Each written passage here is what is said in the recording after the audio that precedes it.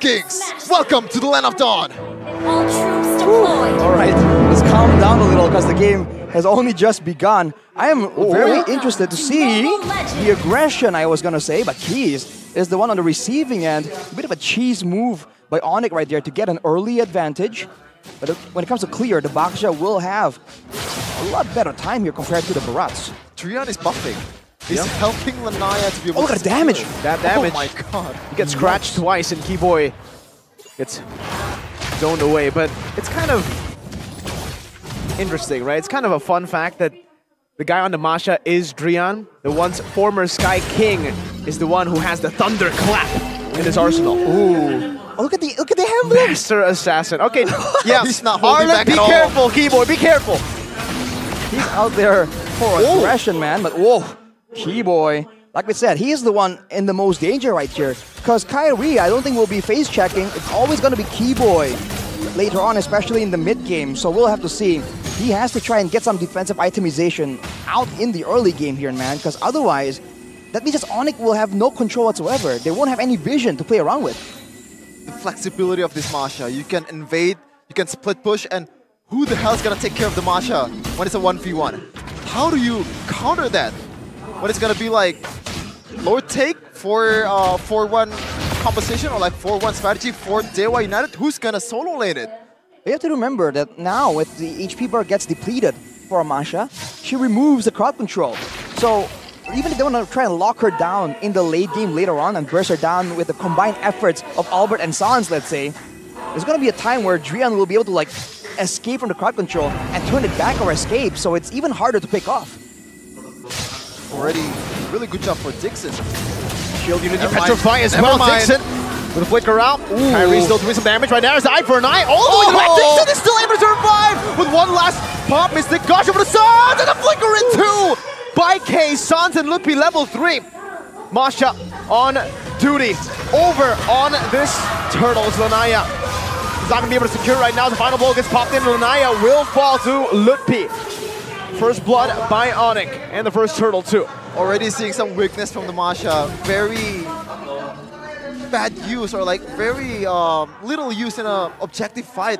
All she can do is just try to zone out some members, but if the damage is not enough, if it's a Baksha with the ultimate, impending that I talk about with Mirko saying that, yep, might be one of the key of Onyx. Downfall. Lanaya though. Final blow. Or final slash rather, onto Lanaya in the back. Doing the same thing to Sans. Diving deep, Sans forced to flicker out. Now Albert with a blazing duet, and that's a Mystic Gush too. Two big ultimates utilized here as Drian gets taken down, but on the other side of the map, it's a 1-for-1 trade. A Kyrie Baksha taken down for a Lanaya Barats. Look at the isolation, Arashi. The isolation, Drian was the only member from Dewa United in the front line, taking two away from Onic, and there's no DPS. And he burned two massive teamfight ultimates, the Mystic Gush and the Blazing Duet. If he keeps burning it before every neutral objective fight, then Onic almost can't win in a proper fight. And look at the damage earlier. It's only very early on, only a Warhammer, I believe, for Drian, but he's able to almost one-shot Sans there. I mean, like just run him down and delete him eventually. So we have to see now that it's back to a reset. Is Drian going to do the same thing? Keyboy, final slash on a case now, all alone, isolated, still able to flicker out the safety, but is very, very low. Now concealed play. A final blow to the back with Lanaya, now Chain CC'd. He gets the Deathless Welcome off, but it's going to be Kyrie who secures it. Drian in the midst of it all, still now isolated from the team. All the way, it's Dixon and Kaze in the mid lane. What? Still a Thunderclap by Drian. We're going to run Sans down, but he gets stunned and taken out by the big bad laser from Sans. I don't know about that play, Drian. I think he's forcing it a bit too much.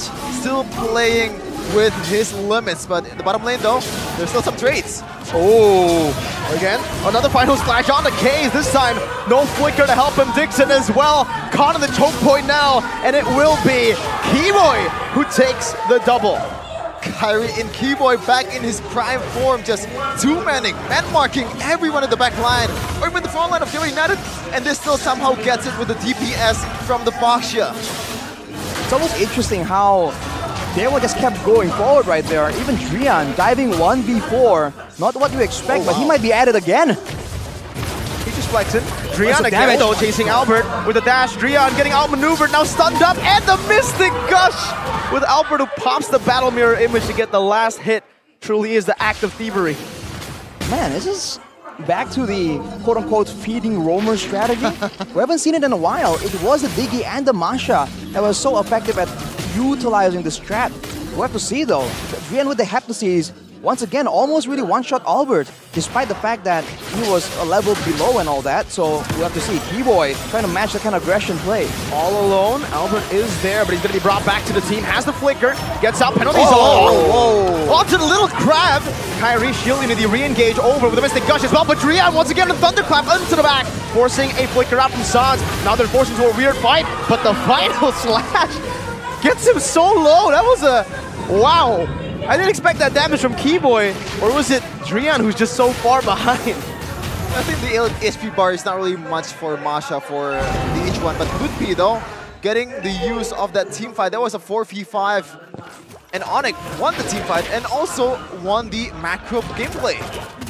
Yeah, Ludpi on this Benedetta, we said he was very linear, and linear he is in this game. All he does is keep pushing. Hasn't been doing any crazy rotations, crazy flanks, and now look at that. Dixon melts it down, flickering out though. Penalty zone defensively, and blazing to it by Albert, onto the back, onto Kaze as well. The final flash, what Kaze? Trying to use it to the other side. Ludpi going on the chase. The Entropy is there to zone Ludpi away as a double kill. Gets secured by Sans in the mid lane. 2 for 1 once again. Oh man, looks like the experiment is not working out for Dewa United. The last Kage might be biting too much here. So far the KDA, full damage. 0 for 0.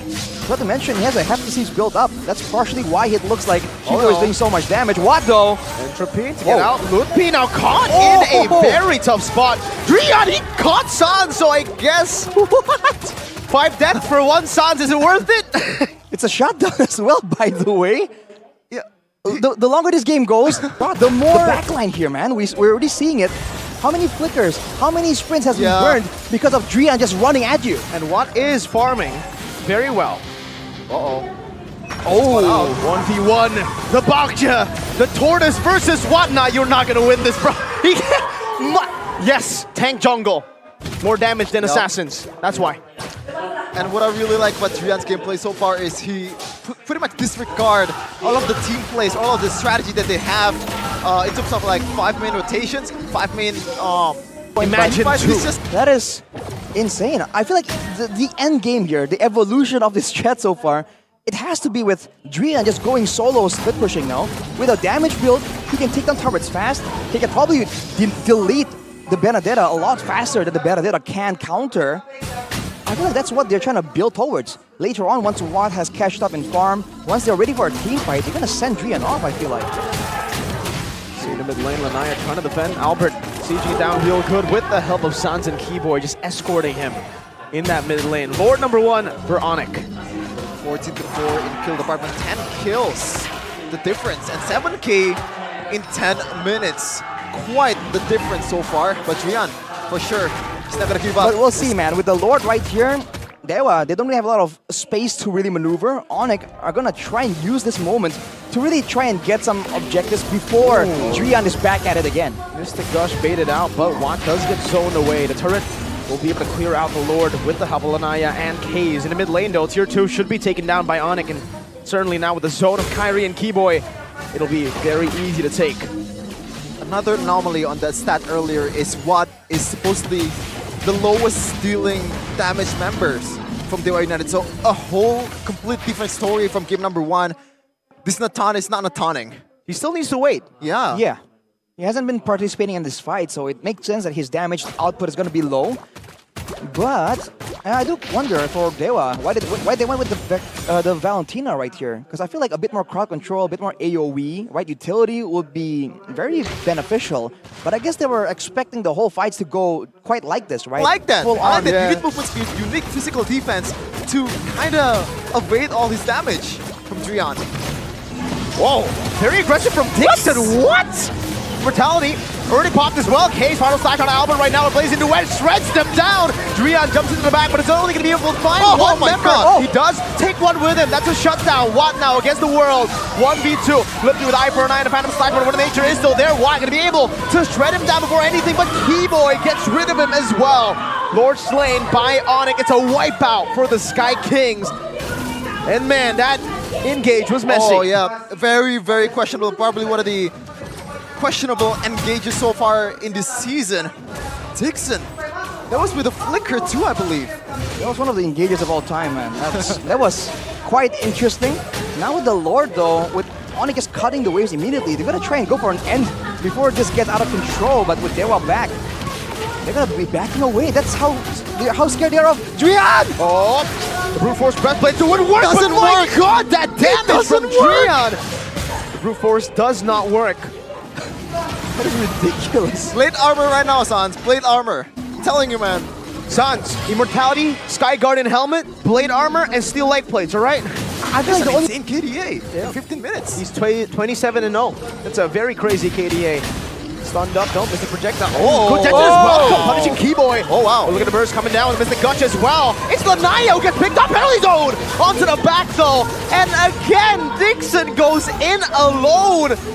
Disconnected completely from the team. Onic now capitalizing on it. Keyboy didn't even die. 3v5 now, no Lanaya, no Dixon. Keyboy jumps in, Watt able to sidestep.